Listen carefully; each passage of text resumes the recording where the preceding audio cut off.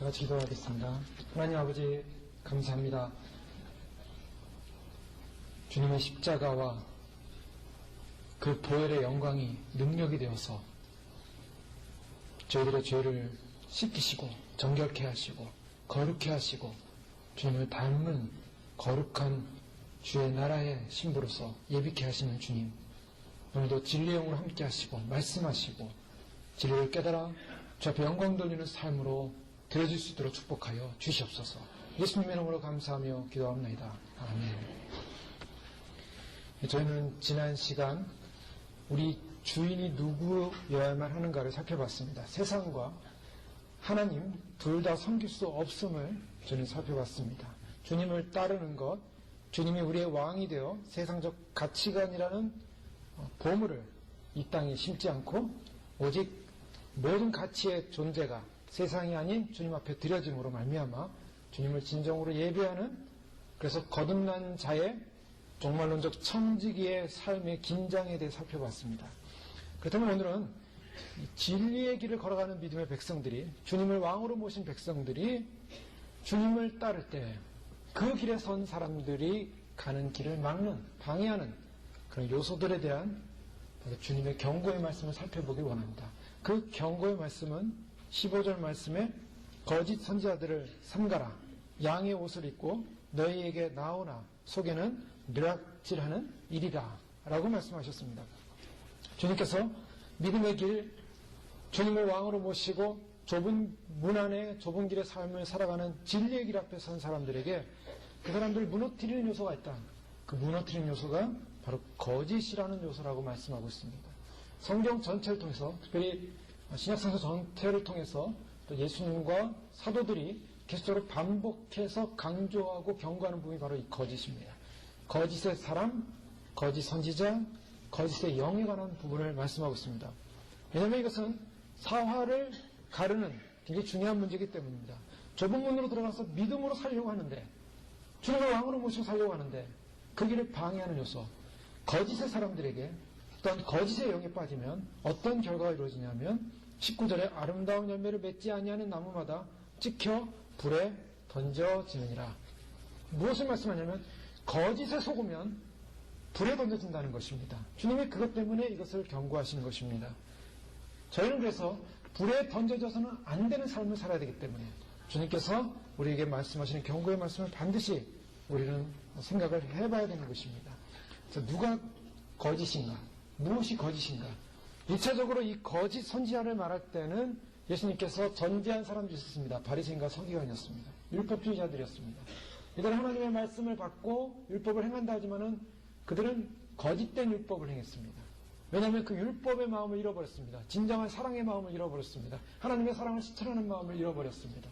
그들의 동기는 자기를 위한 것이었습니다. 자기를 높이기 위한 것이었습니다. 자기를 드러내기 위한 것이었습니다. 사람에게 보이려고 하는 것이었습니다. 그것이 마태복음 6장 1절에 분명히 말씀하고 있습니다. 하나님의 말씀을 가지고 나를 위한 무기로 삼을 때 그것이 거짓이라는 것입니다. 저희가 신앙생활하면서 반드시 잊지 말아야 될 부분이 이 부분입니다. 평생을 신앙생활했지만 하나님을 이용해서 나를 위한 인생이었다면 그것은 거짓입니다. 그래서 우리는 쉽게 말해서 인본주의라고 합니다. 그 인본주의는 겉으로 보기에는 양처럼 보입니다. 겉으로 보기에는 신앙인처럼 보입니다. 겉으로 보기에는 거룩해 보입니다. 겉으로 보기에는 굉장히 헌신자처럼 보입니다. 그러나 그 안에는 이리가 있다는 것입니다. 이리가 뭡니까? 죄성입니다. 육성입니다. 자기의 자아입니다. 그래서 겉으로는 양의 탈을 쓰고 있지만, 양의 껍데기를 하고 있지만 그 안에는 이리가 있다. 주님께서 그걸 지적하고 있는 것입니다. 소위 말해서 이 거짓은 우리 안에 존재하고 있다. 그것을 지적하고 있습니다. 더 나아가서 주님은 우리 안에 있는 거짓만이 아니라 또한 상황적 요소로 거짓이라는 영이 우리를 공격해 올 수 있다. 공동체적으로 공격해 올 수 있다. 교회적으로 공격해 올 수 있다라는 부분을 또한 저희가 살펴볼 수가 있습니다. 거짓 선지자라고 할 때 이들은 종교적 지도자들을 말할 수 있습니다. 거짓을 외치는 지도자들을 의미할 수가 있습니다. 베드로서 2장 1절에 보면 그러나 민간에 또한 거짓 선지자들이 일어났나니 이와 같이 너희 중에도 거짓 선생들이 있으리라. 저희는 멸망케 할 이단을 가만히 끌어들여 자기들을 사신 주를 부인하고 임박한 멸망을 스스로 취하는 자들이라. 멸망케 할 이단을 끌어들일 거짓 선생, 거짓 선자들이 일어났다라고 말씀하고 있습니다. 즉 외부적인 요소입니다. 내부적인 거짓도 있는 반면에 외부적인 거짓의 요소들이 바로 교회 안으로 들어온다는 것입니다. 그것을 경계하는 것입니다. 오늘날 크리스람이라는 운동이 굉장히 성행하고 있습니다. 아프리카부터 시작된 이 운동은 기독교와 이슬람을 합친 운동입니다. 그래서 크리스찬니티하고 이슬람을 합쳐서 크리슬람이라고 합니다. 이 크리슬람이라는 이 용어를 사용해서 미국의 테니스주의 하트송 침례교회나 버지니아의 올더스게이트 연합감리교회나 또는 컨버런트 장로교회라는 이러한 교회들이 교회 입구 간판에 크리슬람이라는 간판을 내걸고 집회를 엽니다. 그래서 주일날은 주일 교회 기독교 예배를 드리지만 그러나 금요일이나 다른 평일날은 이슬람 사람들을 초청하면서 이슬람 예배를 드리는 장소가 됩니다. 그래서 기독교와 이슬람이 합쳐짐으로 말미암아 우리는 진정한 치유가 일어나고 진정한 회복이 일어나고 이것을 통해서 사람들이 진정한 진리를 찾게 된다라는 거짓 진리가, 거짓 다원주의가, 거짓 배도가 교회 안에서 일어나고 있습니다. 자, 거짓말하는 자가 누구냐? 예수께서 그리스도이심을 부인하는 자가 아니냐? 요한일서 2장 22절에 분명히 말씀하고 있습니다. 기독교가 유일한 구원이 예수 그리스도야만 하는데 우리가 예수 그리스도 외에도 구원이 있기 때문에 다른 종교도 존중해줘야 된다. 그들도 동일하게 그들이 믿는 종교를 통해서 결국 궁극적으로는 하나님을 만날 수 있다. 하나님이 유일한 하나님이기 때문에 그 하나님을 궁극적으로 향해서 가기 때문에 같은 종교다. 같이 포용할 수 있다. 이것이 다원주의입니다. 이 다원주의의 이름으로 등장하는 것이 바로 에큐메니칼 운동이요. WCC 운동이라고 할 수 있습니다. 한국의 기독교 장로회 통합 측이나 또한 침례교, 기독교 장로회, 또한 기독교 감리회, 대한예수 성공회, 구석은 대한번영, 기독교 대한복음교회, 기독교 대한하나님의 성회, 순복음이죠. 신천지, 통일교, 여호와 증인 이러한 단체들이 지금 종교 통합운동을 하고 있습니다. 그래서 함께하자, 함께 예배드리자, 우리가 연합하자, 종교 간의 대화를 하자. 자, 복음주의라는 이름이 나온 문제가 뭐냐면 복음주의가 근본주의를 대항해서 복음적 사회 참여를 외치기 시작했는데 존 스토트가 그것을 시작했죠. 존 스토트 목사님이 신부님이죠. 정확히 말하면 성공의 신부인데 그분이 이 사회 참여를 외치면서 로잔 대회를 통해서 결국에는 기독교도 사회 참여를 할 수 있다라는 문을 열었습니다. 그러나 그것에 반대해서 마틴 로이 존스 목사님 같은 분은 절대로 기독교가 타 종교와 연합할 수 없다라고 거절했어요. 자, 정통적인 청교도 신앙을 따르는 믿음의 사람들은 결코 우리는 연합할 수 없다라고 믿음을 고수했지만 그러나 타 종교와의 대화를 위해서 사회적 참여를 위해서 문을 열자라고 이 사회 복음주의 운동이 일어나는 말미암아 결국 에큐메니컬 운동의 태동이 일어났고 교회들은 타락하기 시작했습니다. 그래서 오늘날 이러한 교회들의 타락으로 말미암아 결국 무엇을 하냐? 그 에큐메니컬 WCC 운동에 예배드리는 곳에 한풀이가 일어납니다. 한풀이 하는 사람들이 나와서 한풀이를 합니다. 또 아프리카 정령 숭배하는 아프리카 토인들이 나와서 막 북을 쳐주면서 정령 숭배, 그들이 믿는 귀신을 숭배합니다. 기독교 목사님들이 나와서 기독교적 예배를 인도하고 기도를 합니다. 불교 스님들이 나와서 이걸 치면서 그래서 우리 안에 있는 한 종교 안에서 한 하나님 안에서 한 신 안에서 우리는 하나이기 때문에 우리는 그 한 신 안에서 하나를 이루는 한풀이 및 나무아미탑을 아멘으로 우리가 연합되었으라. 이렇게 하는 것이 WCC 운동입니다. 지금 한국 교회는 일부 보수 교단 외에는 지금 다 넘어가고 있습니다. 다 넘어갔습니다. 가장 한국에서 큰 교회라고 하는 그 교회조차도 결국은 배도에 앞장서고 있습니다. 침례교 대표라고 하는 김장 무슨 목사님 같은 경우 유명하지 않습니까? 빌리그램과 함께 통역하시고 이제 영향력을 주는 그분조차도 이 WCC를 인정하고 홍보하기 시작했어요. 지금 한국교회는 이렇게 배도의 물결로 넘어가고 있습니다. 왜요? 신학이 무너지기 때문입니다. 신학이 왜 무너졌는가? 이 신학은 바로 무천연주의를 중심으로 하는 인본주의적 신학으로 넘어갔기 때문입니다.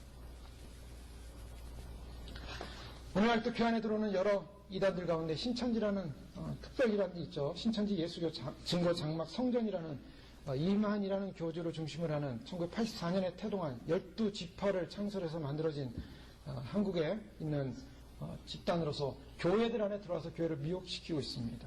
그들은 특별히 교회 안에 여러 가지 행사를 하면서 사람들로 하여금 교회 바깥으로 끌어내는데요. 바깥으로 끌어내는 방법이 여러 설문을 통해서 문화라는 그런 설문지를 돌림으로 말미암아 시간 관리를 한다, 도형을 그린다, 기독교 영화를 한다, 도형 상담을 한다, 미술 치료를 한다, 또 손금도 봐준다, 뭐 여러 가지. 그러면서 무슨 지식마당, 건강마당, 여러 가지 위장 카페를 만들고 평생 교육원을 만들고 생활문화 연구원을 만들고 사람들 하여금 자연스럽게 기독교인 것처럼 유혹을 해서 그 안에 들어가 봤는데 그 안에서 뭘 가르치고 있냐면 우리가 알고 있는 신앙이 잘못된 거야. 신앙생활 제대로 해야 돼. 교회에서 강 가르쳐준 요한계시록을 가지고 말씀하기 시작합니다. 여러분 요한계시록 잘 하셔야 됩니다. 요한계시록은 덮어둘 책이 아니에요. 요한계시록을 모르기 때문에 한국 교회들이 무너졌습니다. 무너져가고 있습니다. 요한계시록은 존 칼빈은 요한계시록을 어렵다고 덮어줬어요. 그러나 그것은 그분의 신앙적 고백으로서 덮어둔 것이지 지금은 주님께서 요한계시록을 열고서 이 말씀을 읽는 자, 듣는 자, 그 행하는 자는 복이 있다라고 말씀하고 있습니다. 복을 놓치지 마십시오. 왜요? 때가 가까움이라. 때가 가까울 때 요한계시록을 펴서 봐야 되는데 모르는 거 있으면은 물어보시고 목사님들한테 물어보시고 또 제대로 된 신앙으로 가야 됩니다. 14만 4천이라는 걸 주장해서 이들은 신천지가 14만 4천 명이 되면은 영생으로 들어간다라고 얘기하면서 그 영생으로 들어가는 장소가 어디냐? 바로 한국에는 과천이라는 곳이라고 합니다. 그래서 과천에다가 그들은 센터, 본부를 지으려고 하는데 그 본부를 허락을 안 해주니까 시청 앞에서 6만 명의 신도들이 모여서 데모를 합니다. 칼섹션을 합니다. 또 정치계에 영향을 줬습니다. 또 그 14만 4천 명만이 구원을 받기 때문에 요한계시록 14장에 나오는 14만 4천 명이 부르는 새 노래가 뭐냐? 교주 이만희가 말하는 바로 새 가르친다라고 말하고 있습니다. 맞습니까? 그는 왜 교주가 됐는가? 소위 말해서 보혜사라는 거예요. 보혜사라고 하면은 사람들이 오해를 할 수 있죠. 성령이라고 하냐? 그런데 그렇게 하면 오해를 하니까 대언의 영이다. 소위 말해서 하나님의 말씀을 대언하는 영이다. 라고 하면서 그 대언의 영의 역할을 하는 사람이 바로 보혜사의 역할을 하는 것이다. 라면서 결국 보혜사가 아닌 것처럼 말하지만 보혜사급으로 만들어서 그가 가르치는 것은 바로 하나님의 말씀이다. 라고 하면서 가르치는데요. 그 내용들을 보면 저희들이 속을 수 있는 수많은 내용들이 있어요. 그다음에 정확하게 인식하고 아셔야만 합니다. 그러기 위해서는 뭘 알아야 됩니까? 여러분 교리를 알아야 돼요. 카테킴이라는 교리를 알아야 됩니다. 그리고 어느 정도 성경을 통해 성경 말씀을 통해서 흘러가는 성경 신학적 교리를 알아야 돼요. 여러분 많은 성도님들이 교리를 모르기 때문에 교리에 무방비해 있어요. 그래서 어떤 것이 들어오면은 그 들어온 것이 진짜냐 아니냐를 가를 수 있는 스캔할 수 있는 그런 지능이 없습니다. 그런 지력이 없어요. 그 사람들은 뭐냐면 순수하니까 영적이다 하면 참 신비로워 보이는 거예요. 아, 이거 영적이다. 내가 들어보지 못한 말씀이다. 라고 하면 신비로워져요. 거기에 진리가 있는 것 같아요. 사람들은 참 이상해요. 가짜가 꼭 진짜 같아요.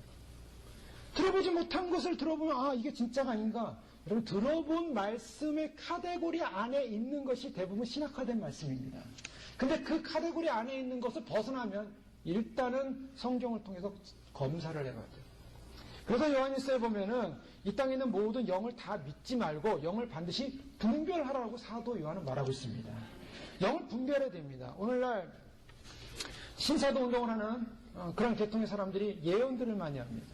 그래서 아이오비나 이런 데 영향받는 사람들이 예언들을 많이 하죠. 여러분 지금 예언의 영이 흐르고 있습니다. 예언이 풀어지고 있습니다. 예언하십시오. 그러면 사람들이 막 입에서 나오는 대로 얘기하면 다 그게 예언이에요. 근데 그 예언의 영, 그 예언이라는 거 잘 분별하십시오. 그들은 자기들이 스스로 사도라는 임명을 하나님부터 직접 받았다고 하면서 신학도 하지 않은 사람들이 교리적 기준이 없는 사람들이 스스로 목사가 되어 목회를 하고 있어요 지금. 그런 교회들이 많아요. 그 사람들을 끌어들여서 자신들이 이 말씀을 내가 오늘 하는 말씀 보니까 계시가 풀어집니다. 하나님께서 나에게 계시를 주셨습니다. 여러분도 그런 계시 받기 바랍니다. 라고 설교를 하기 시작해요. 그러면 저분은 신령한 분인가 보다. 저분은 그냥 계시가 막 임하는구나. 신학교에서 뭘 배웠냐? 신학교 다니는 사람들이 뭘 알겠냐? 하면서 자기가 받은 계시가 맞다는 거예요. 근데 비슷한 말을 합니다. 성경 말씀을 가지고 얘기하기 때문에. 그러나 틀렸어요. 케이커 교도들이 왜 이단이 됐는가? 케이커 교도들이 이단이 된 이유는 그들이 내적 조명과 직접적 체험을 성경의 권위보다 높이 놨기 때문입니다. 하나님의 말씀의 신학적 교리하에 자기 자신을 돌보는 것을 원치 않았고 내가 하나님 말씀보다는 내가 느끼는 경험, 내가 체험되어지는 것이 너무나 진리다. 여러분, 은사 받는 경우에 조심해야 될 게 바로 이 부분입니다. 많은 은사자들이 내가 무엇을 들었다, 내가 무엇을 본다, 또 주님부터 음성을 들었다, 확신을 받았다라고 할 때 그것이 성경의 권위를 뛰어넘어서 자기가 진리인 양 말한다면 거짓입니다. 항상 성경 안에 겸손하게 들어와야 돼요. 성경의 교리 안에, 신학의 진리 안에, 그 카테고리 안에 들어와야 됩니다. 그럼 이런 현상이 벌어졌는가? 사람들이 성경을 불신하는 시대가 됐기 때문입니다. 신정통주의로 알려진 네오 올소독시라고 알려진 칼 바르트르에 의한 신정통주의가 있습니다. 에밀 브로나 틸리나 불트만이나 몰트만이나 라이놀드 니버나 리차드 니버나 조금 신학적 관심 있는 분들 아마 다들 들어본 이름일 것입니다. 이것은 뭐냐면 정통주의, 17세기에 나온 정통주의에 반해서 자유주의가 생겼습니다. 자유주의에 반발해서 다시 정통으로 들어가자 했는데 정통으로 안 들어가고 중간으로 들어가서 신정통주의입니다. 근데 무엇이냐면 하나님의 말씀은, 이 말씀은 하나님의 계시다. 여기까지는 좋습니다. 그런데 이 하나님의 말씀이 계시긴 하지만 이 말씀을 기록하는 과정 속에 인간들의 증언이, 인간들의 어떤 계시를 해석한 증언이 들어갔다라고 얘기하는 거예요.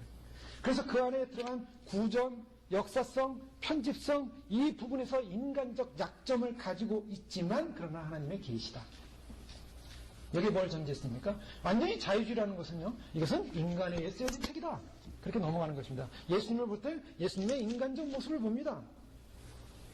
예수님의 신성, 비신하, 예수님께서 무리를 걸어간 것, 그 무리를 걸어간 게 아니다. 그는 그 갈릴리 바다에 호수에 있는 그 둔턱이 있는데 둔턱이를 걸어간 것을 제자들이 잘못 오해한 것이다. 이렇게 해서 비신하를 합니다. 비신하는 자유주의죠. 그래서 성경을 인정을 합니다. 하나님의 계시로 인정을 합니다. 그런데 여기에 인간적 약점이 있다는 거예요. 그 사람들이 어떻게 합니까? 그런 신학을 공부하는 사람들은 이 성경이 하나님의 영감에서 주어진 하나님의 말씀으로 인정하기보다는 그래, 그 인간이 써니까 뭔가 오류가 있을 수 있을 거야. 물론 쓰다가 잘못해서 글자가 좀 틀릴 수도 있는 부분이 있겠죠. 타이핑하다 잘못할 수도 있고 팔자가 잘못할 수도 있겠죠. 그러나 우리는 성경의 무호성을 인정해야만 합니다. 하나님이 주신 말씀의 영감적 무호성을 인정하라는 거예요. 거기에 문자적으로 뭐가 글자가 틀렸냐 안 틀렸냐 이 문제 따지지 말고 영감적 무호성을 인정해야 되는 이유가 뭡니까? 하나님은 완전하신 분이기 때문입니다. 그런데 그런 것에 대한 반발로 인해서 성경에 대한 권위를 내려놓고 내가 받은 직접적 계시와 체험이 우선되어진다고 생각할 때 그것은 거짓인 것입니다. 그러면 성경에서 부어주는 하나님의 말씀이 무엇인가? 요한일서에 보면 사도 요한이 거짓 영과 미혹의 영과 참영을 구분하는 방법이 뭐라 그랬냐면 요한일서 4장 6절에 보면은 사도들의 말, 우리가 전한 말을 듣느냐 안 듣느냐로 평가한다고 그랬습니다. 자, 사도들이 전한 말이 무엇입니까? 예수님께서 육체로 오신 것이요, 예수님께서 실제로 돌아가신 것이요, 예수님께서 부활하신 것이요. 그 당시에 영주주의들이 활동했기 때문에 예수님께서 육체로 돌아가실 때 예수님께서 육체로 돌아가신 것은 예수님의 신성으로 돌아간 것이 아니다. 뭔가 이상한 애매한 뭐를 해서 결국 육체적 죽음은 예수 그리스도가 죽은 것이 아니었다. 이렇게 해석을 해버렸습니다. 여러분, 어떤 은사든 체험이든 그것은 은사를 가진 자나 체험을 한 자가 드러나는 것이 아니라 정말 그 안에서 예수 그리스도 그분이 높아지고 그분의 구원과 그분의 사랑과 그분 자체가 높아지는 것인가, 거기에 진리의 여부가 있는 줄 믿으시기 바랍니다. 예수 그리스도가 초점이 돼야 돼요. 사람들이 왜 영적에서 분별하지 못하고 왜 타락하는가? 또 영적인 은사를 받은 사람들이 왜 타락하는가? 영적인 은사가 있다는 것을 부인하는 것이 아닙니다. 그러나 그 영적인 은사는 다 교회를 위해서, 하나님 나라를 위해서, 자기가 드러나지 않고 하나님만이 드러나고 예수 그리스도의 나라만이 드러나고 그리고 예수님만이 드러날 수 있도록 자기는 없어지고 중보하고 섬기고 그리고 그것을 위해서 자신이 믿음으로 살라라고 주님께서 주어지는 결과지, 그것을 가지고 무기화해서 내가 성경보다 뛰어나니 다 나를 따르라, 이렇게 되면 거짓 신학이 되는 것입니다. 사울왕은요, 그가 때로는 성령의 감동도 받아서 선지자처럼 예언도 하게 됐습니다. 그런데 그는 결국 주님부터 버림받고 죽임을 당했어요. 전쟁에서 죽지 않습니까? 버림당했어요. 그 버림당할 때 그가 엔돌의 무당을 찾아가서 사무엘을 불러들이는 사건이 일어납니다. 자, 귀신과 접신하는 사건이라 무당이 하나님의 사람이 아닌데 죽은 자를 일으켜요. 근데 어쨌든 접신 사건이 일어나요. 근데 왜 그러면서 하나님부터 버림받았다는 걸 자기가 알게 되는가? 결국 사울의 마음속에 욕망이 있었어요. 욕심이 있었어요. 야망이 있었어요. 왜 타락했는가? 그 왕은 왜 타락했는가? 결국은 자기의 욕망, 권력, 자기의 야망을 포기하지 못했기 때문입니다. 왜 많은 사람들이 은사를 받고 왜 많은 사람들이 영적인 삶을 살다가 왜 많은 사람들이 신앙에서 타락했는가? 여기 거짓 선자를 상대할 때 이 사람들도 처음부터 거짓으로 수발한 건 아닐 거예요. 그러나 세월이 지나면서 거짓이 됐습니다. 왜 그렇습니까? 인간의 욕심 때문입니다. 탐욕 때문입니다. 욕망과 탐욕을 포기하지 못하는 거예요. 그 욕망과 탐욕을 포기하지 못하니까 결국 어떻게 됩니까? 많은 은사가 있었습니다. 왕이라는 권력도 있었습니다. 이스라엘을 인도하는 그런 지도자였습니다. 그럼에도 불구하고 하나님 또 버림을 받는 거예요. 바울은 많은 방언과 은사체험과 병고침과 그가 셋째 하늘까지도 경험했습니다. 그러나 그가 늘 외치는 것은 뭡니까? 나는 아직도 멀었다. 나는 그날 표대를 향하여 나는 그날을 바라보며 달려간다. 그래서 주님 주신 계시의 말씀을 이루고자 바울 신학의 꽃은 어디냐면 저는 개인적으로 고린도전서 13장으로 봅니다. 바울 신학의 꽃은 어디냐면 바울이 많은 걸 가르쳤습니다. 많은 교리를 가르쳤습니다. 그러나 지식도 패하고 예언도 패하고 방언도 패하고 다 패하는데 믿음, 그 다음에 사랑, 그 다음에 우리가 뭡니까? 소망, 이것 가운데 제일은 사랑이에요. 그 요한서신에 오면, 요한일서에 보면, 요한서신에 오면 사도 요한은 그가 하나님의 자녀로서의 특권을 얘기하면서 하나님과 교제와 사귐을 얘기하면서 결국적으로 궁극적으로 강조하는 것이 뭐냐? 하나님을 믿은 사람이라면 반드시 형제를 사랑해야 된다. 사랑을 강조하고 있습니다. 사랑하지 않는 신화, 사랑하지 않는 교리, 사랑이 없는 것 십자가를 믿는 것이 아닙니다. 예수님의 십자가는 뭐였습니까? 예수님의 십자가는 그 십자가가 나를 위하여 돌아가신 하나님의 사랑을 보여주고 있는 거예요. 저주받아 돌아가 죽어야 될, 저주받아서 지옥 돌아야 될, 하나님 볼 때 도저히 사랑할 수 없는 존재였습니다. 죄와 사망으로 죽은 존재였습니다. 주님 보실 때는 원수였어요. 원수된 자를 위하여 주님께서 오셔서 십자가에 못 박혀 돌아가셨습니다.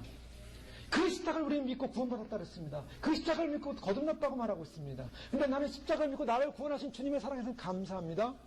그런데 나는 그 십자가의 사랑을 실천할 마음이 없어요. 사랑할 마음이 없어요. 사랑을 실천할 마음이 없어요. 사랑의 열매를 맺고 싶은 마음이 없어요. 내가 사랑하는 사람만 사랑하고 내가 사랑하고 싶지 않은 사람은 미워해요. 원망해요. 싫어해요. 그것은 십자가의 사랑을 받아들인 사람이 아니라는 것입니다. 거듭난 사람이 아니라는 것입니다. 그래서 요한일서 4장 7절에 보면은 하나님은 사랑이시라고 말씀하시면서 하나님께 속한 자, 하나님부터 난 자, 하나님을 아는 자는 뭐냐? 바로 그 사람은 하나님의 사랑을 받은 사람이요. 하나님의 사랑을 실천하는 사람만이 진실로 하나님으로부터 난 자, 즉 거듭난 사람이요. 하나님을 아는 사람이요. 하나님께 속한 자라는 것입니다. 다른 말로 하면요. 사랑하지 않고 사랑의 열매를 맺지 못하고 사랑의 완성을 이루지 못하면 그 사람은 거듭난 사람이 아니라는 것입니다. 십자가를 믿는 사람이 아니에요.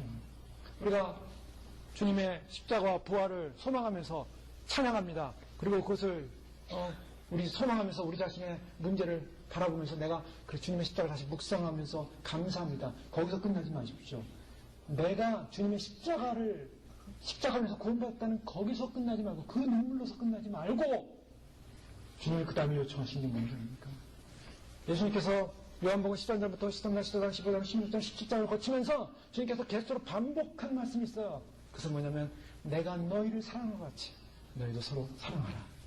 예수님께서 십자가를 지시기 전에 제자들에게 반복해서 강조한 것이 바로 그거였습니다. 신학을 공부해라, 교리를 공부해라. 물론 신학 교리 공부하지 말라는 말 아닙니다. 그 위에 무엇을 가져야 되면 사랑의 완성을 입어야 되는 거예요. 앞으로 핍박이 올 것이다. 앞으로 환난이 올 것이다. 앞으로 어려움이 올 것이다. 그러나 그리스도의 사랑으로 그 사랑을 실천할 때 그 사랑을 실천하는 자만이 바로 사람들이 너희를 보고 그 사랑을 보고 너희가 나의 제자인 줄 알 것이다.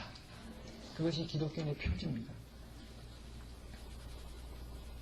베드로도 마찬가지였습니다. 베나산 체험을 했습니다. 또 많은 경험도 있었습니다. 그러나 그에게 중요한 것은 하나님의 계시의 말씀이었습니다. 구약의 말씀을 인용하면서 그런 말씀을 전했습니다. 결국 많은 은사하고 많은 영들이 있지만 그런 거짓 영들 넘어가지 마시고 바른 교리, 바른 진리, 바른 생명, 그것이 어디를 향해야 되냐? 그리스도를 향해서 하나님을 높이고 하나님만 드러나고. 인간이 아닙니다. 인간은 다 그 미쳐. 인간은 하나님을 높이는 존재요. 인간이 드러나는 그 어떤 것도 다 거짓이에요. 그것이 저 밖에 있는 이단의 문제만이 아니라 우리 안에 이단이 들어와 있다는 것입니다. 내가 나를 높이는 자기 우상화가 있는 자들은 전부 이단자예요.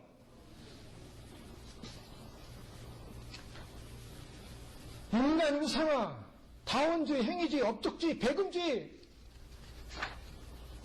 그 다음에 또 심각한 거짓은 뭐냐면 바로 구원관입니다. 이미 말씀드렸지만 로마서 8장만을 주장하면서 주님께서 우리를 구원하신 그 하나만 부여잡고 주님 우리를 예정하셨다, 우리를 택하셨다, 우리를 견인하셨다, 성도의 견인이 우리는 어떤 짓을 해도 구원받았으니까 이제는 주님이 끝까지 구원하실 것이다, 예정된 거니 구원받을 것이다. 아닙니다. 그 예정은 끝까지 가봐야 돼. 지옥가 있으면 지옥으로 예정되어 있는 사람이에요. 구원받아서 거듭났으면 끝까지 주님 앞에 설 때까지 그것을 지켜야 됩니다. 사도 바울은 분명히 그랬어요. 죄가 더한 것에 은혜가 더하다고. 그 말을 듣는데 참 위로가 돼요. 그래, 내가 죄인이었는데 그 죄인이라는 걸 인식할수록 은혜가 더합니다. 사람들이 와서 무슨 간증할 때요. 간증의 내용이 뭡니까? 내가 이런 죄인이었는데 이렇게 주님의 은혜로 구원받았습니다. 그게 간증이죠. 그러니까 내가 이만큼 큰 죄인이었다는 거예요. 자기 죄를 자랑해요. 왜요? 그걸 예수 그리스도로 말미암아 은혜 받은 그 은혜로 말미암아 그 죄가 덮어지는 거예요. 근데 거기서 더 나아가 사람들은 그래, 내가 구원받았으니 이제 뭐 해야 됩니까? 나는 이제 어떤 죄를 져도 주님이 용서하실 거야. 그러니 편안하게, 안전하게 주님이 다 예정하셨어, 다 구원하실 거야 라고 하면서 스스로 죄악된 길로 가면 어떡합니까? 그거는 안 되는 거예요. 죄악된 길로 가면 한 번 비침을 맛본 사람이 다시 죄악된 길로 가면 안 되는 것입니다. 가늠한 여인의 현장에서 잡혀왔을 때 예수님께서 다시는 가서 죄를 짓지 말라 그랬어요. 그 사도 바울은 죄가 더한 것에 은혜가 더했는데 그렇기 때문에 은혜를 더하게 하려고 죄를 더 지을 수 있냐라는 것입니다. 말이 안 된다는 거예요. 죄를 지으면 안 된다는 거예요. 은혜를 받았다고 하면, 내가 이제 그리스도 십자가로 은혜를 받았다고 하면 끝까지 죄와 상관없이 주 앞에 서기 위해서 달려가야만 합니다. 그러기 위해서 날마다 회개하고 죄를 씻어야만 하는 거예요. 그런데 이런 구원적, 정말론적 긴장을 잃어버릴 때 사람들은 어떠냐면 죄에 대해서 예민하지 못하게 됩니다. 편하게 삽니다.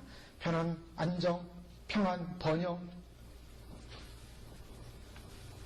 거짓 사람들의 특징이 뭡니까? 그들은 인간적으로 이상한 사람들이 아니에요. 부친성도 있습니다. 인간성도 좋습니다. 유쾌합니다. 사는 것이 즐겁습니다. 만남이 즐겁습니다. 옳은 말도 합니다. 예수님 이야기도 합니다. 십자가 이야기도 합니다. 사랑할 말하기도 합니다. 무슨 이상한 행동을 해서 정신 나간 사람처럼 행동하지 않습니다. 굉장히 도덕적입니다. 거스른 행동 안 할 수 있습니다. 그런데 결정적인 문제가 있어요. 주님을 왕으로 모시고 믿음의 길로 가자 라고 하면은요, 좁은 길로 들어가자, 말씀대로 사자, 희생하자, 섬기자, 낮아지자, 자기를 부인하자 하면, 그리고 죄를 회개하자 하면 그건 싫어요. 죄에 대한 얘기가 들어오면은 내 안에 거부감이 일어나고, 죄에 대한 이야기가 들어오고 회개에 대한 이야기가 들어오면 내가 그 회개에 대해서 관심 없다면 나를 돌아봐야 돼요. 나는 지금 어디 향해 가고 있는가? 주님께서 처음부터 주님을 따르는 제자들을 향하여 나를 따르라고 했을 때 모든 것을 버려두고 따르라고 했습니다. 인본주의예요. 편하게 사는 거예요. 죄를 이야기하지 않고 그냥 주님 앞에 구원받은 존재니 편하게 살다가 이 세상에 잘 되다가 주님 오신 날 주님 맞이하게 하면 되는 거고, 죽으면 천국 가면 되는 거고, 그냥 편하게 삽시다. 박해도 없습니다. 어려움도 없습니다. 희생도 없습니다. 비난도 없습니다. 자유주의자예요. 현대주의자예요. 자기가 왕이요. 자기가 하고 싶은 대로 하면 사는 거예요.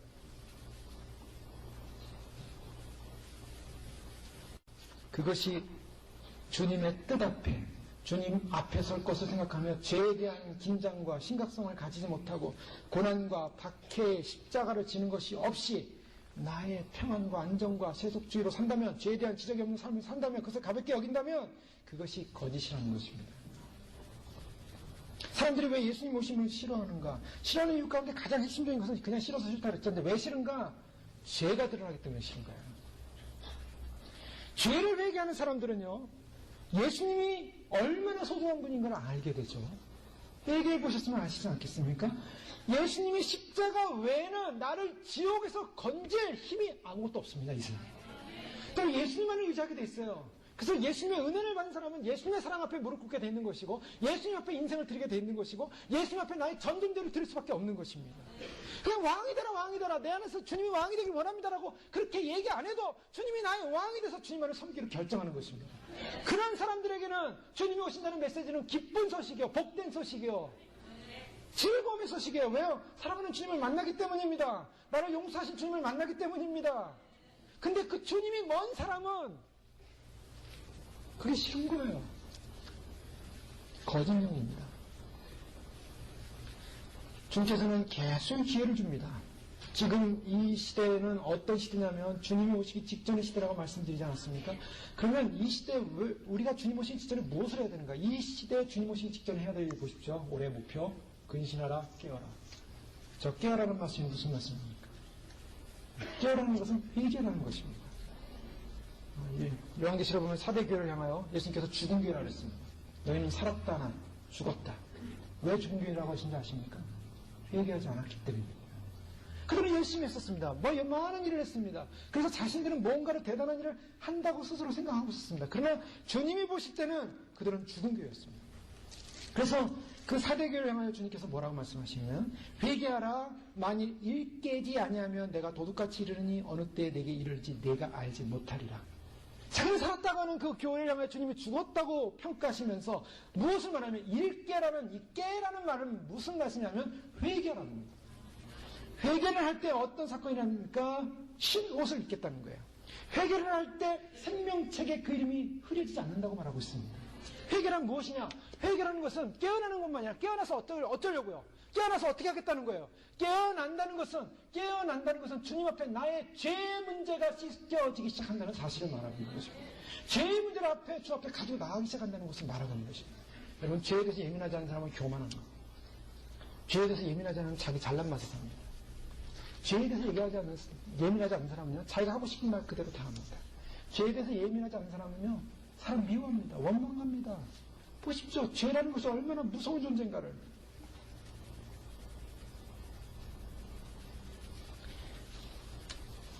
자기 앞에 철저하게 죄의 문제에 관심을 가지고 어떤 사람은 그래요. 나 영적이고 싶어. 영적인 사람은 저 사람 영적인 것 같아. 많은 사람인 것 같아. 영적인 거 너무 좋아하지 마세요. 이단에 빠져요. 뭐가 영적입니까? 회개하는 사람이 영적인 사람이에요. 자기를 바라보는 사람이 영안이 열린 사람이에요. 자기의 존재가 뭔가를 아는 사람이 영적인 사람이에요. 주 앞에 내가 무릎 꿇어 존재라는 사실을 아는 사람이 영적인 사람이에요. 내가 하나님께서 말씀하신 그 삶의 열매를 맺히는 사람, 맺히지 못하는 것을 깨닫고 그것을 맺히기 위해서 노력하는 사람이 영적인 사람이에요. 침묵해야 될 때 침묵하는 사람이 영적인 사람이에요. 자기 자신이 더럽지 않기 위해서 더러운 곳에 가지 않는 사람이 영적인 사람이에요. 뭔가를 앉아가지고 뭔가 환상이 보이고 뭐 음성이 들리고 신비한 게 들리면 그게 영적인 게 아니에요. 그거는 은사를 받았을 뿐이에요. 예레미야 6장에 보면 주님이 예레미야 선지자를 통해서 유다 백성을 심판합니다. 근데 유다 백성의 문제가 뭐였냐면 거짓으로 가르쳐 있었어요. 예레미야 6장 13절 이하에 보면 이는 그들이 가장 작은 자로부터 큰 자까지 다 탐람하며 선자로부터 제사장까지 다 거짓을 행하니라. 그들이 내 백성의 상처를 심상히 고쳐주며 말하기를 평강하다 하나 평강이 없도다. 그들이 가증한 일을 행할 때 부끄러워하였느냐? 아니라 조금도 부끄러워 아니할 뿐 아니라 얼굴도 붉어지지 않았느니라. 그러므로 그들이 엎드러지는 자와 함께 엎드러질 것이라. 내가 그들을 벌하리니 그때 그들이 거꾸러지리라. 여호와의 말이나. 주님께서 뭐라고 말씀하시냐면 이스라엘 백성들이 가장 작은 자부터 큰 자까지 탐남했다. 탐욕으로 가르쳤다는 것입니다. 탐심으로 가르쳤어요. 그리고 가증하게 행했어요. 부끄러운 일을 행했어요. 근데 얼굴도 붉어지지 않았어요. 화인을 맞아버렸어요. 선지자로부터 제사까지 다 거짓을 만든. 거짓을 행는 뭔지 아세요? 평강하다. 위로해준 거 위로. 교회는 위로받으십시오. 위로받으십시오. 많은 상처를 받고 오셨죠. 많이 힘드셨죠. 6주 동안 얼마나 힘드셨습니까? 삶이 얼마나 고달프셨습니까? 주님의 사랑으로 위로받기 원합니다. 저는 죄송한데 그런 설교 잘 못해요. 물론 가끔 할 때도 있지만, 그러나 주님 뭐라고 말씀하십니까? 우리가 잠깐 위로를 받을 수 있어요. 근데 그것이 죄 문제를 해결하지 않습니다. 여러분, 진짜 위로는요, 내 죄 문제 해결받는 게 위로받는 거예요. 내 죄 문제 해결받는 거 외에는 내가 평강이 없어요. 죄 문제 가지고 살아보십시오. 평강이 와요. 그 죄가 나를 계속 찌릅니다.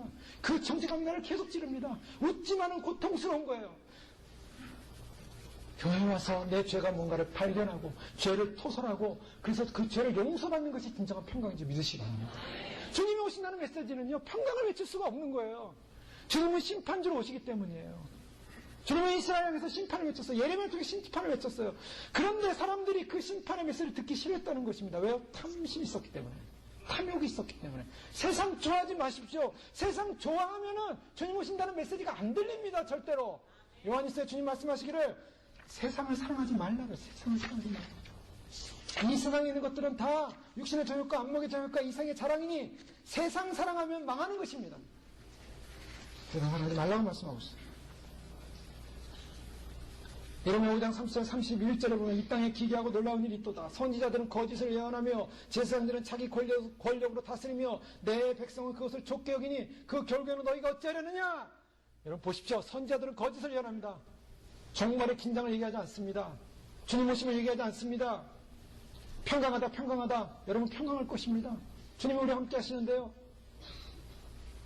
그 말씀도 맞는 부분이 있어요. 그러나 주님의 메시지는 뭡니까? 주님이 오시기 때문에 우리를 깨워서 회개하고 주의 나라를 준비하라는 것입니다. 근데 더 나아가서 제사장들은 자기 권력으로 다스린다라고 말했어요. 교권주의예요. 오늘날 왜 한국교회가 이렇게 배도하고 있는가? 왜 배도하는 것 같습니까? 그들이 열심히 가난했을 때 80년대 70년대 우리나라 얼마나 가난했습니까? 60년대 얼마나 가난했습니까? 교회도 너무나 가난했어요. 그래서 늘 교회에서 하나님 너무나 힘듭니다. 살기 어렵습니다. 도와주세요. 물질 주세요. 잘되게 해주세요. 주님이 축복해 주셨어요. 한국교회 축복해 주셨어요. 한국교회를 통해 한국이라는 나라가 부흥을 하기 시작했어요. 경제가 부흥하기 시작하고 한국교회도 더불어 부흥하기 시작하고 그래서 부흥해서 뭐가 들어오고 물질이 들어오고 돈이 들어오고 그래서 뭐가 생겼습니까? 그 다음부터 생긴 게 80년대부터 누가 더 큰 집 짓나 집 짓기 시작했어요. 그래서 여의도에 가장 큰 집이 지어지니까 그 다음에 딴 데서 또 짓자 해서 한국교회 지금 열풍이 뭐냐면 교회 새로 짓기 운동이에요. 마지막 때 한국교회가 하는 일이 교회 새로 짓기 운동. 큰 교회 짓자, 큰 일 하자, 큰 거 하자, 큰 돈 벌자, 큰 거 하다가 큰 돈바울에 깔려 다 죽는 것입니다. 한국교회는 그렇게 망하는 거예요. 주님 오심에 대한 종말적 심판에 대한 두려움을 가지고 깨어서 내 죄의 문제를 바라보지 못하고 이 운명이 어떻게 될 것인가를 생각하지 못하고 앞으로 당장 올 운명 내가 정말 영원한 천국에 갈 수 있는지 지옥에 떨어질지 그것도 모른 채 교회만 와서 앉아있다 나가면 천국 갈 거라고 착각하는 진리를 감추는 것은 이단을 전파하는 것보다 더 괘씸한 저주받은 일이에요. 주님이 이제 오시는데 거짓선전을 외치지 않습니다. 누락질하는 일이라고 말하고 있습니다. 영혼들의 영혼을 사람들의 영혼을 다 누락질하고 있어요. 최후 심판에 버림받지 않기 위해서 깨어 있어야 됩니다. 회개해야 됩니다. 왜 회개해야 되는가? 죄인이기 때문이에요. 열왕기상 22장에 보면은 아방의 여호사밧 유다 여호사밧 왕과 함께 지금 이 길르앗 라모스를 치러 온 수리아에 대한 공격 계획을 삼습니다. 그래서 남유다와 북이스라엘 연합을 해요. 그런데 북이스라엘 했던 이 아하방 유명하죠. 이 아하방은 우리가 가서 점령할 수 있다. 선지자들한테 물으니까 선지자 400명한테 물으니까 400명 모두가 이 아하방이 나가면 전쟁 승리할 겁니다. 이렇게 막 붙이겠어요. 근데 여호사밧 왕은 그 남유다 왕이니까 좀 더 경건했어요. 그래서 이 도대체 아하방이 믿어지지가 않는 거예요. 저 북이스라엘 별로 이렇게 신앙이 안 좋은 그러니까 우리가 당신 선지자들 말고 또 다른 선지자 없냐? 했을 때 다른 선지자가 있었죠. 그 다른 선지자가 미가야라는 선지자가 있습니다. 근데 이 미가야를 아합이 저 미가야는 데려와도 소용도 없었어. 좋은 말 안 해. 그러니까 싫어했어요. 그때 여호사밧이 그래도 한번 들어봅시다. 미가야가 왔습니다. 미가야에서 와서 하는 말이 뭡니까? 내가 한 영이 나와 여호와 앞에 서서 말하되 내가 저를 꾀이겠나이다.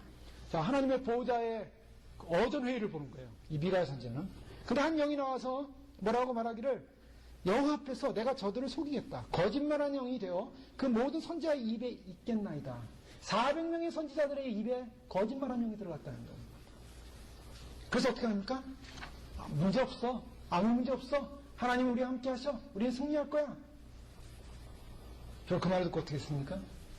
그 말을 듣고 아합은 전쟁에 나가서 결국 활에 맞아서 피를 흘리고 죽게 돼요. 여러분,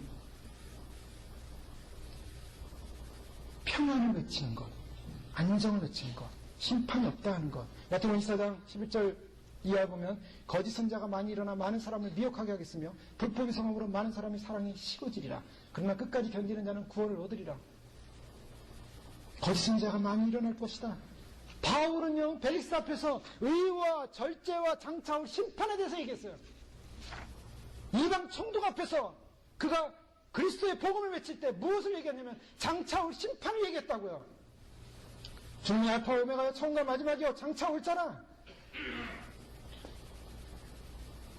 사람들이 그래요. 마태복음 7장 21절에 보면 주여 주여 내가 굉장히 많은 일을 했습니다. 많은 권능 행치 아니하였나이까.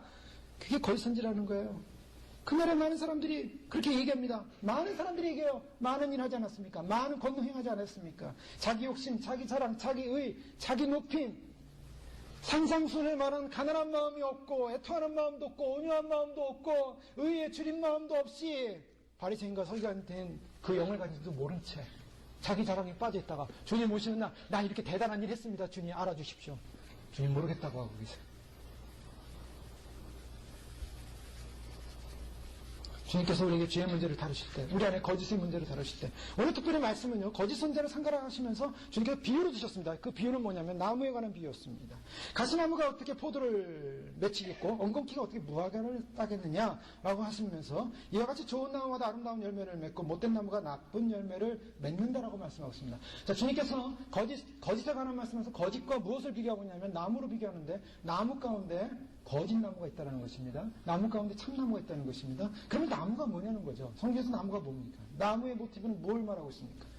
마태복음 12장 33절에 보면 나무도 좋고 실과도 좋다 하든지 나무도 좋지 않고 실과도 좋지 않다 하든지 하라. 그 실과로 나무를 아느니라. 독사의 자식들아 너희는 악하니 어떻게 선한 말을 할 수 있느냐. 이는 마음에 가득한 것을 입으로 말함이라. 주님께서 나무와 연관해서 말씀하시면서 좋은 나무, 좋은 실과, 나쁜 나무, 나쁜 실과 얘기하면서 마음에 가득한 악에 대해서 얘기하고 있어요.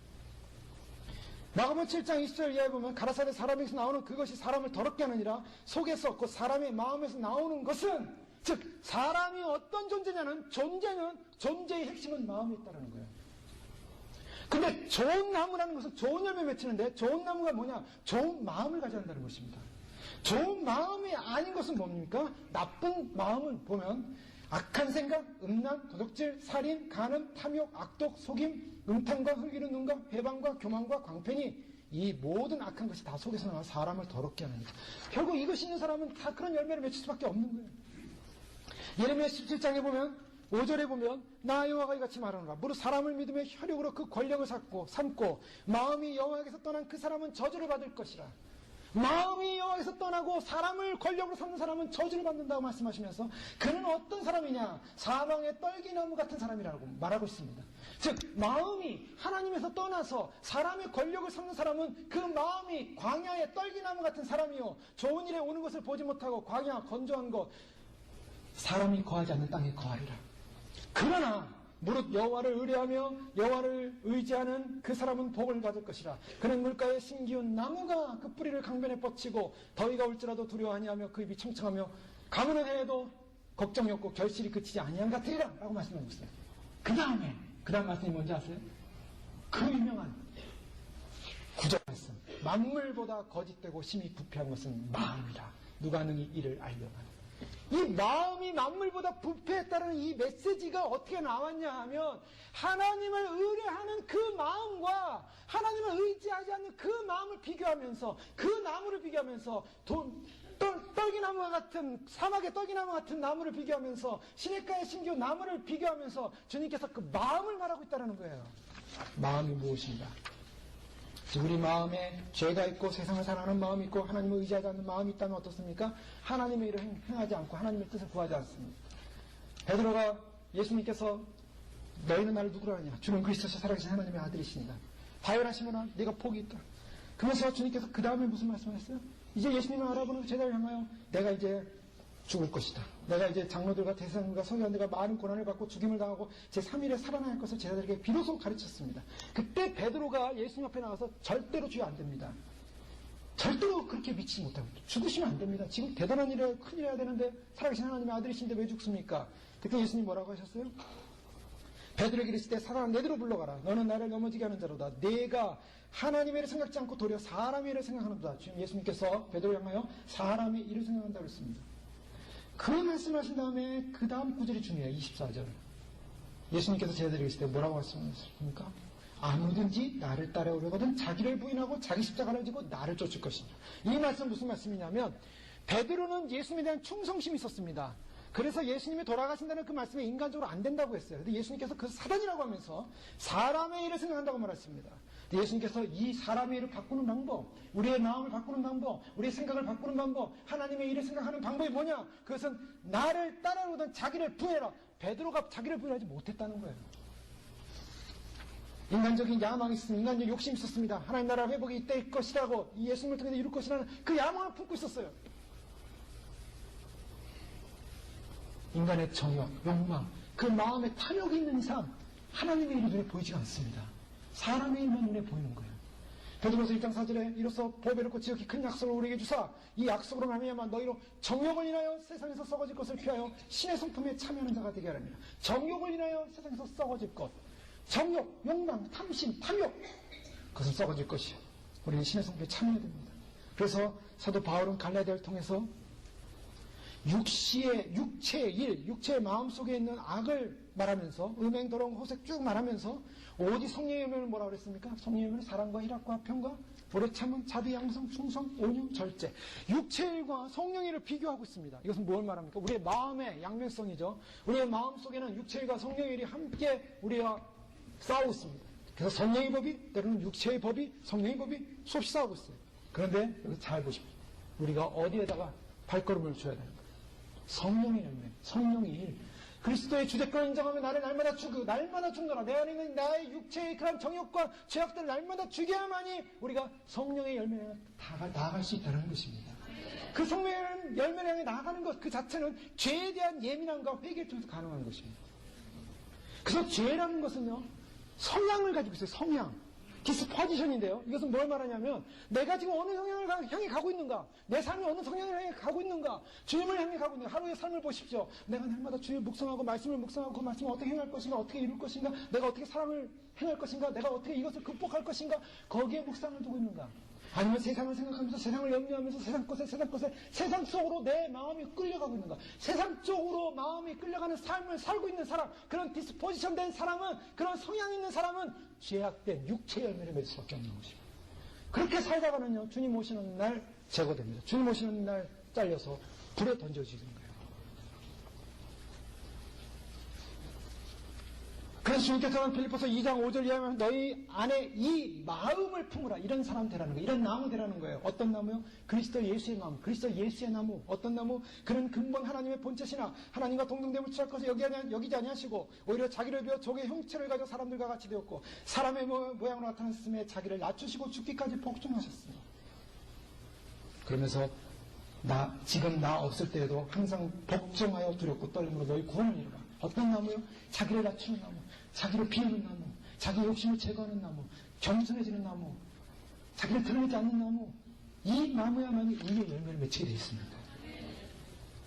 빌립보서 2장 1절 4절에 보면 그러므로 그리스도 안에 무슨 권면이나 사랑에 무슨 위로나 성령의 무슨 교제나 긍휼이나 자비가 있거든 마음을 같이하여 같은 사랑을 가지고 뜻을 합하여 한 마음을 품어 아무래도 다툼이나 허용으로 하지 말고 오직 겸손한 마음으로 각각 자기가 남을 낮게 여기고 각각 자기로 돌아볼 뿐더러 각각 다른 사람들에게로 돌아보 나의 기쁨을 충만케 하라. 이 열매를 맺으라는 것입니다. 자기를 낮추고 같은 마음을 품고 겸손히 낮추고 주님 앞에 우리를 낮추고 주 앞에 무릎을 꿇고 겸손하게 주님만을 경배하기를 원하고 주님만을 찬양하기를 원하고 주님만을 예배하기를 원하고 주님만이 높아지기를 원하고 나는 감춰지고 나는 없어지고 오직 주님의 영광, 바로 그 마음을 품을 때 우리의 나무가 아름다운 열매를 맺어 주님 오시는 날 주님을 맞이하게 될 줄 믿습니다. 우리 안에 있는 거짓, 육체의 세상을 좋아하는 마음, 주님을 왕으로 모시지 못한 모든 것들 다 제거하시고 우리의 나를 쫓으려면 자기를 부인하고 자기 십자가를 지고 주님을 쫓을 때 사람의 일이 아닌 하나님의 일, 하나님의 사람으로 그날에 정말 주님으로부터 나의 진정한 종이었구나 인정받으시는 저희 여러분 되시길 주님으로 축원합니다. 기도하겠습니다. 이 시간 기도할 때 그렇습니다. 우리 안의 죄악을, 우리 안의 더러움을, 우리의 악을 뽑아버리게 하시고 주님의 마음을 품은 거룩한 의의 나무, 시냇가에 심기운 의의 나무, 아름다운 열매 맺히게 축복하옵소서. 주여 부르고 기도하겠습니다. 주여! 주여! 주여! 존귀하신 아버지 하나님 감사합니다. 아버지 하나님 참으로 주님 의롭지 못했던 우리였습니다. 참으로 주님 더러웠던 우리였습니다. 아름다운 열매를 맺지 못했던 우리였습니다. 주님 보실 때 아버지 하나님 참으로 주님 아름답지 못한 거짓의 영을 가졌던 거짓에 속았던 존재들이었습니다. 그러나 주님 참으로 우리가 이제 참된 진리의 말씀, 생명의 말씀, 구원의 말씀, 의의 말씀을 알았사오니 아버지 하나님 이 세상이 다 배도하는 세대, 아버지 하나님 이 세상이 다 참으로 무너지는 세대, 인본주의로 무너지는 세대, 사상으로 무너지는 세대, 하나님 말씀의 진리가 진리로서 맺혀지지 못하는 세대, 아버지 하나님 주의 다시 오심에 증거되지 못하는 세대, 아버지 하나님 주의 오심에 긴장감 속에 깨어 남을 일깨지 못하는 세대, 아버지 하나님 우리를 부르셔서 이제는 깨게 하시고 준비하게 하시고 예비케 하시고 주님을 바라보게 하시니 감사합니다. 주님 참으로 주님 우리 안에 있는 거짓을 다 벗어버리게 하시고 주님만이 높임을 받게 하시고 주님만이 영광을 받게 하시고 주님만이 찬송을 받게 하시고 주의 이름만이 높임을 받는 주의 영광만이 높여드리는 주님만을 높여드리는 주님만의 이름만이 높여드리는 그러한 인생과 우리의 삶과 우리의 모습이 될 수 있도록 하나님 아버지 축복하여 주시옵소서. 주님 감사합니다. 주님께서 이루시는 놀라운 역사 은혜 감사하며 우리 원하신 우리의 찬양 주님을 따르는 길 앞에 우리를 혼란하게 하고 넘어뜨리는 거짓의 세력들, 거짓의 영들, 그것이 바로 외부로부터 오지만 그러나 실상은 우리 안에 있는 죄성으로 우리의 죄가 우리의 육체의 일이 주님 앞에 나가는 거룩한 의의 열매를 맺힌 것을 방해하는 거짓임을 깨달았사오니 주의 그 거짓을 뽑아버리게 하시고 우리가 그 거짓을 제거하게 하여 주 앞에 무릎 꿇게 하시고 그리스도 예수의 마음을 품어 의의 나무 되어 의의 열매를 맺히는 그날의 신부들 될 수 있도록 축복하여 주시옵소서. 예수 그리스도 이름으로 감사하며 기도 올려옵나이다.